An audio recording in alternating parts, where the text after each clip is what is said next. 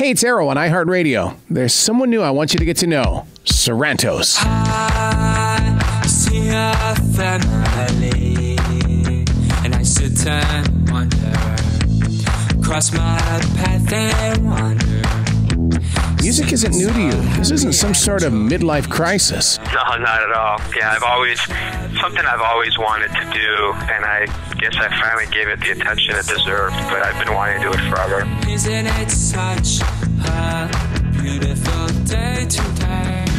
It's a sunny day. The sky's so bright, the air's so clean. What I love about you is that you have held true to a fusion of sound, when today, most artists have no idea what I'm even talking about. Yeah, that's exactly what I've tried to do. I mean, I really love 80s music, and I love all sorts of music, but I really have tried to fuse it with modern soft rock and pop music. It's really what I'm trying to do. You're also one of the most dedicated people to the community that I've ever spoken with. What is going to happen to you when that side of your heart becomes louder than the pen that you hold in your hand when you're writing music? I think, if my music ever takes off to the point that I can support myself just with that, I would love to just tour and I tell people all the time I would do free charity concerts anywhere. I don't really care what the cause is, so I would love to just dedicate more of my time to charitable causes, good causes, and there's a million of them out there, and that would probably be what I would do with most of my time. So bright, the air's so clean. Innocent is starry, gentle breeze. I close my eyes, thinking of it. You use your art to help other people, where most people in the music industry use their art to benefit their pocket. I've always wanted to help people, and I think one day if my music becomes my sole career, I think people understand when they see what I've dedicated my life to. I think it'll make sense, and they'll realize that I'm not full of it, and it really is something I've always wanted to do. The moment of truth is upon us. Are you ready for the climb that lies ahead? Does the passion burn in your... I just love helping people. I mean, from a little kid, whether it was helping an old lady across the street or giving up your seat on the bus, I just think my parents raised me to do that, and that's always been what I wanted to do. It made me feel good inside. There's no monetary reason to do it. It just made me feel good, and it felt like the right thing to do.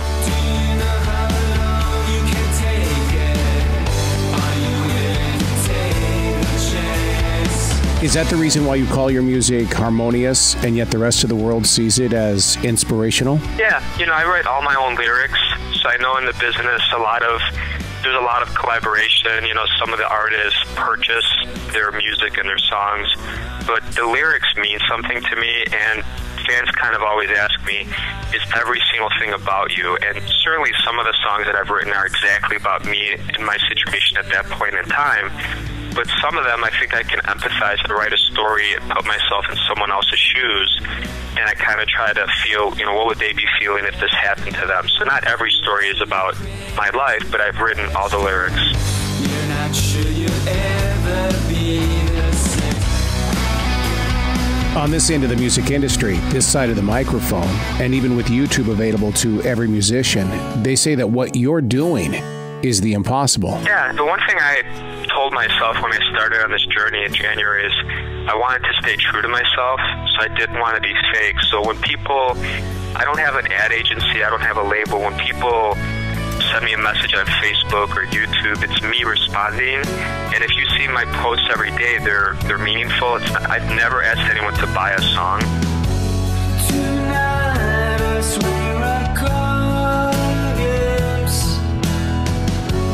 I remember the way you used to be with So they're finding out about my real personality. It's not fake. If I do an interview like this or any kind of interview, I don't have to work it. I don't have to think about it. I don't have to plan it. I'm honest. I mean, I just say what's on my mind because that's who I am as an artist. Is it true? Is this where you wanna be? Tell me that it is, and you will set me free. As the years went by,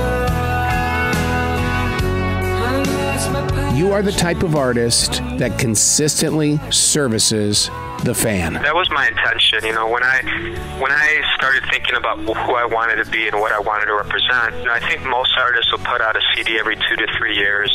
You know, let's face it, most bands break up after a couple CDs anyway, but since I'm not doing this for the money, I wanted to do it long term. And I figured what better way than to send the fans a new song every single month. And then I thought video is such a great way to represent your music, and I tried to make a cool story with all my videos. As it came together, I said, you know, I'm going to release something every week. And about mid-year, I started also releasing a chapter each month for my fiction fantasy book, which parallels each song. In January, one thing that I guess I'll let your listeners know that no one else knows yet is the fans kind of kept asking for lyric videos. So now I'm also, instead of the funny video, it seems like they want a lyric video. So I'll release a lyric video every third Tuesday of the month. Lately, I hear the melodies of sorrow as the story unfolds, as the darkness draws near. I'm always bendable, moldable. I'll listen to them, and some of them have great ideas, like the Christmas CD, you know, releasing a lyric video over 23 days as opposed to all at once. I love that idea, so I just did it. It's almost like you're writing rock operas. Well, thank you. I guess that's a compliment. As I look for the answers, I try hard to find questions, but my heart won't let me think as the pain makes me weak.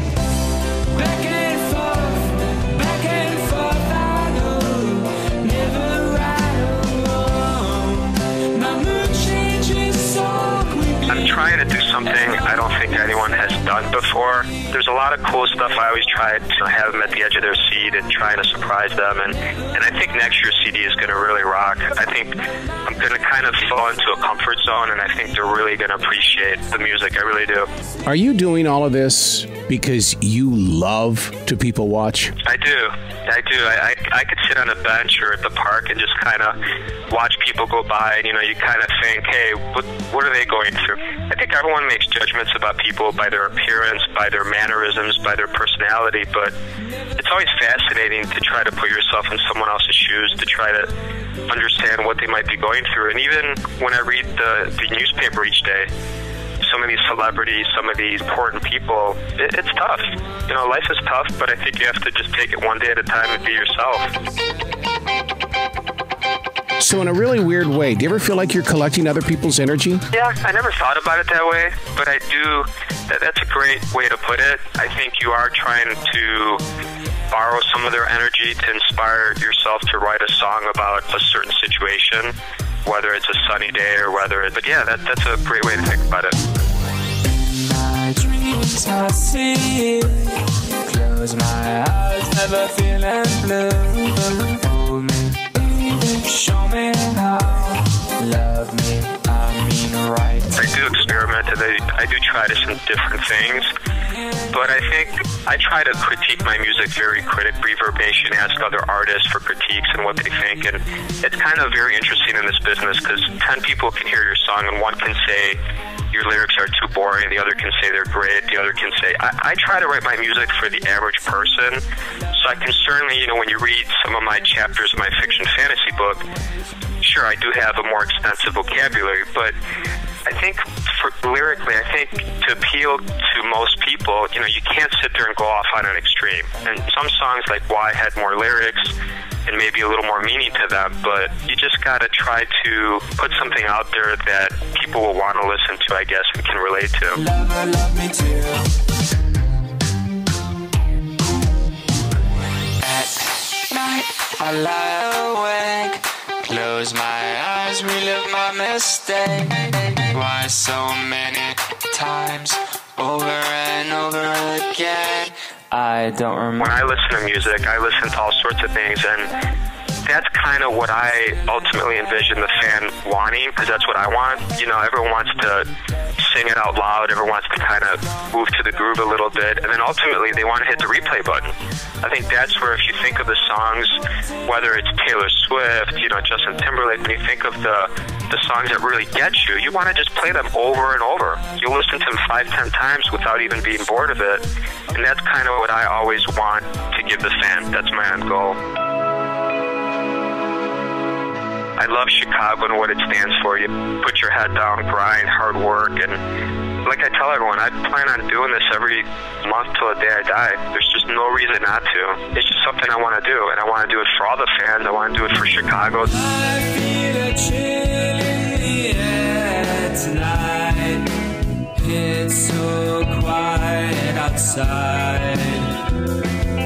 Seems so peaceful, seems so right. Wish you were still happy by my side. By my side. I love knowing that not just I'm an indie artist, but my sound isn't that fake produced. Everything sounds the same. Everything sounds perfect. I think people want to see something a little different. They want to hear a little vocal fry. They want to hear a little variation. They want to hear, and sometimes it's hard to explain, but sometimes the way you sing something, it might not be perfect, but it sounds authentic and real. Once upon a time we were so young and so damn free. We loved each other constantly. I was all for you and you were all about me. All about me. I'd give anything from my heart to be happy, to be free, to be with you, and yours to be with me. I'd give anything from my heart to be happy. I'd give up everything, everything.